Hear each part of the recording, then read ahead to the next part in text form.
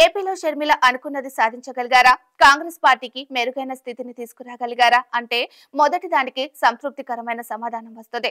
రెండో దాని విషయంలో మాత్రం లేదనే జవాబు వస్తుంది. అన్నతో విభేదించి తెలంగాణలో పార్టీ పెట్టారు షర్మిల. అక్కడ అనుకున్న స్థాయిలో రాణించలేకపోయారు. దీంతో కాంగ్రెస్ పార్టీలో చేరారు. తెలంగాణలోని రాజకీయం చేయాలని భావించారు. కానీ కాంగ్రెస్ హైకమాండ్ అందుకు అనుమతించలేదు.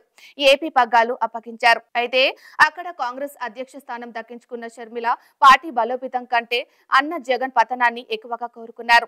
అందులో మాత్రం సక్సెస్ అయ్యారు. ఆమె పోరాట ఫలితమే కడప జిల్లాలో వైసీపీ పతనం. కానీ ఆమె పోరాటం కాంగ్రెస్ పార్టీకి విజయం చేకూర్చలేదు. కడప జిల్లా ప్రజలు మనసు మార్చేందుకు షర్మిల చేయని ప్రయత్నం అంటూ లేదు.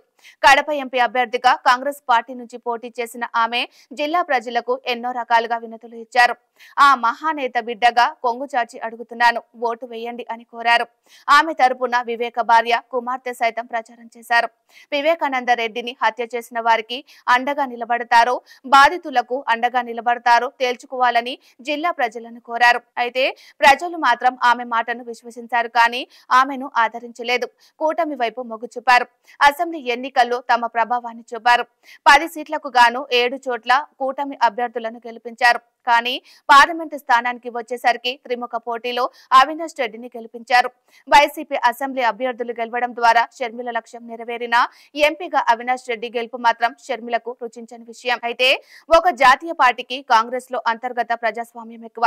కేవలం జగన్ ను దెబ్బతీయాలని షర్మిల చేయని ప్రయత్నం అంటూ లేదు. ఆ విషయంలో మాత్రం ఆమె సక్సెస్ అయ్యారు. కానీ కాంగ్రెస్ పార్టీని లైమ్ లైట్ లో తీసుకురావడంలో మాత్రం ఫెయిల్ అయ్యారు. నిన్నటి వరకు ఆమె కాంగ్రెస్ పార్టీకి ఆశాదీపం అవుతారని భావించిన వారు నీరుగారిపోయారు. పార్టీలో సైతం ఒక రకమైన అసంతృప్తి కనిపిస్తుంది.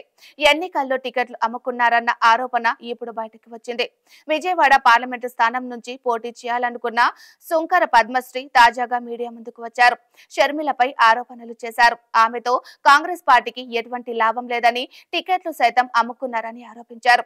దీంతో కాంగ్రెస్ పార్టీలో సైతం షర్మిలపై తిరుగుబాటు ప్రారంభమైనట్లు కనిపిస్తోంది.